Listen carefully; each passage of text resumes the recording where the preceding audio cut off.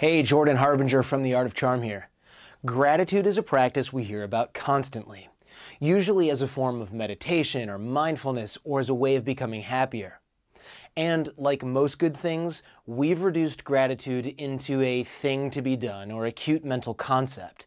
So when you hear, you have to be grateful, what we usually hear is you have to go through the motions of being grateful.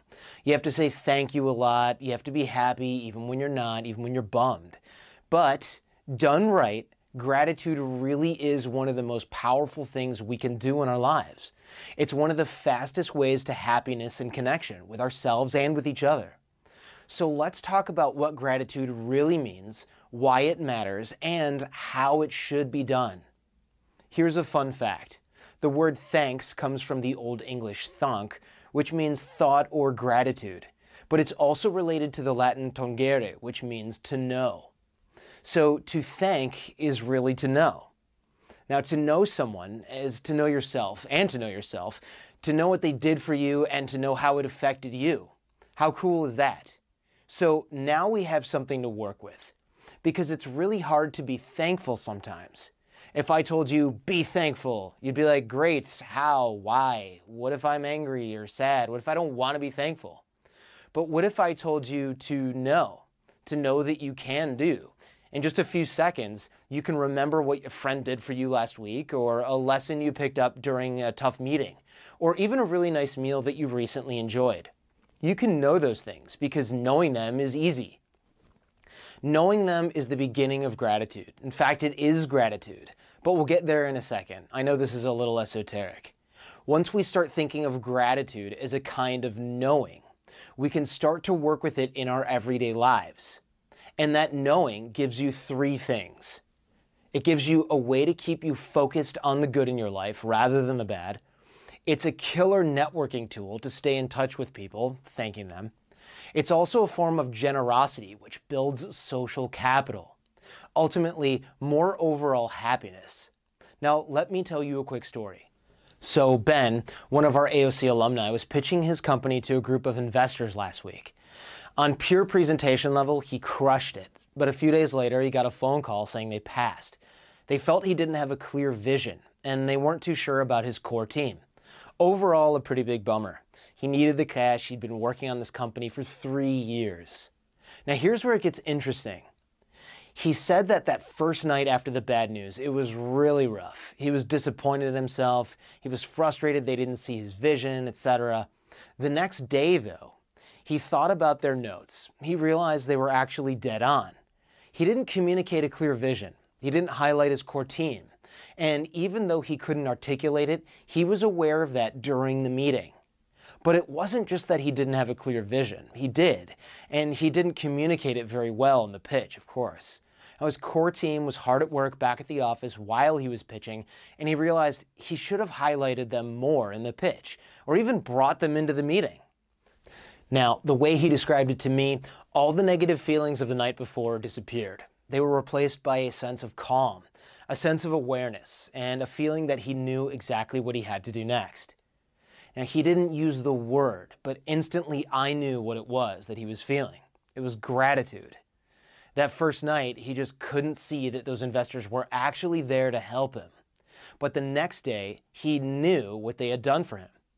They had taught him what he needed to know at that exact moment to become the entrepreneur he needed to be. They had given him a gift disguised as bad news. But that realization was only possible because he chose to take stock of not only the bad, the discomfort of being rejected, but the good, the notes he received and the pitching practice he got in. Gratitude is kind of funny like that. It has a way of transforming the bad into good, the unpleasant into interesting, and that stagnation into progress. It's not about ignoring the bad stuff and only focusing on the good. Quite the opposite. It's about accepting all of it, that awesome and the terrible both together, and using it to your advantage. Where you would usually go, ugh, you start to go, It's weird to be thankful to an investor who rejected you. Most people can't. Most people remain in a state of disappointment, and that usually hardens into resentment or even self-loathing. We've all seen people like that, even if we can't see it in ourselves. But just taking a moment to know everything there is to know about a situation without judgment or without preference or shame changes your stance on things. It's a big fat yes to everything that happens, good or bad, pretty or ugly. That yes, that's gratitude. You can see how that stance makes life much more exciting and opens up all sorts of possibilities. Is there any such thing as a bad date if you can learn and grow from it? Is there as much heaviness around getting fired or losing an employee when those experiences contain the seeds of your own growth? Labels like bad and scary start to fall away because underneath them is that yes, that gratitude for whatever's going on in your life.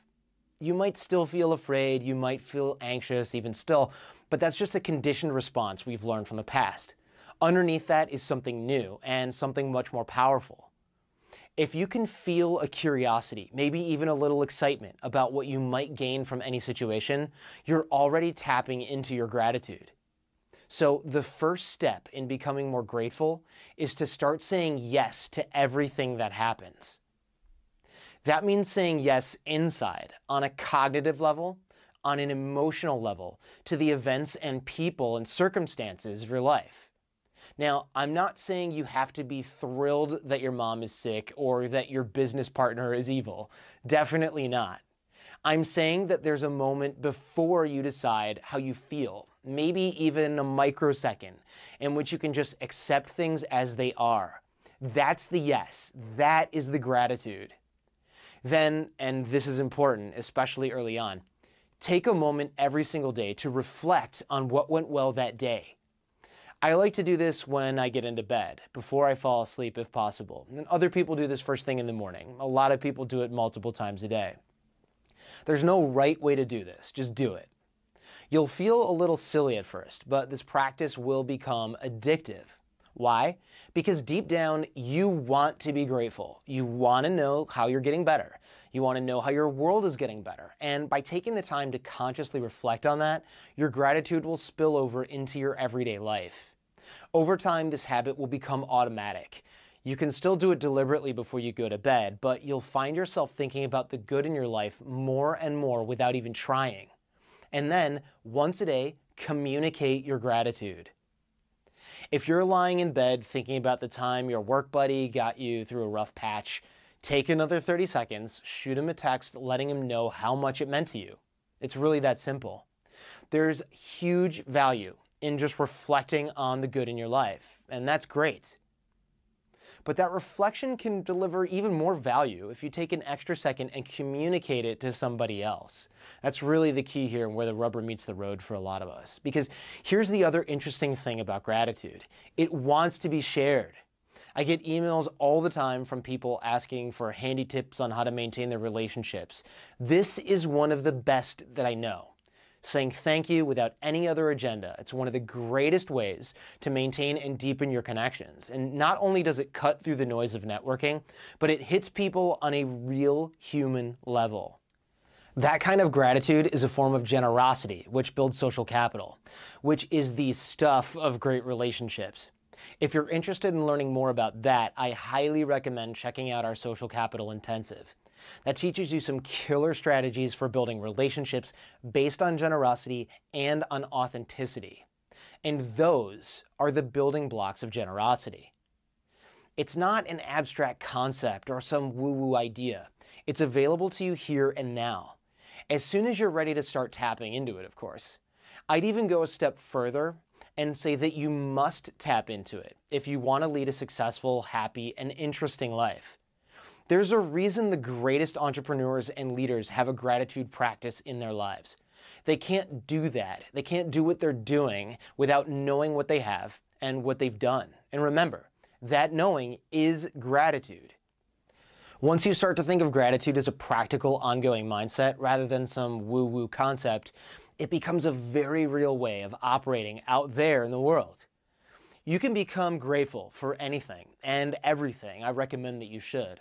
The awful roommate who inspires you to move, the cruel parent who reminds you to be kind, a miserable boss who teaches you how not to lead.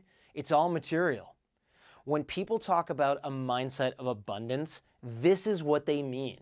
They mean feeling and acting richer, not just in terms of money, but in terms of people, ideas, support, and energy, because you know that those resources are there. Out of sight, out of mind applies as much to our inner lives as it does our outer lives. We can't make the most of what we have unless we know those resources are there. In other words, unless we are grateful that they are there. Speaking of resources, I hope you're checking out the latest podcast here at The Art of Charm. We've been cranking out some really good stuff lately, even if I do say so myself, and I'd be very grateful if you'd have a listen and let me know what you think. Of course, there's also much more step-by-step drills and exercises that you can snag from us here at AOC at theartofcharm.com/challenge. I want to hear from you. Tell me about your gratitude practice, how it's helped, or where you might be coming up short, and we'll keep this conversation going. Thanks for listening, thanks for watching, and thanks for sharing. Until next time, I'm Jordan Harbinger. Stay charming. All right, that sucked.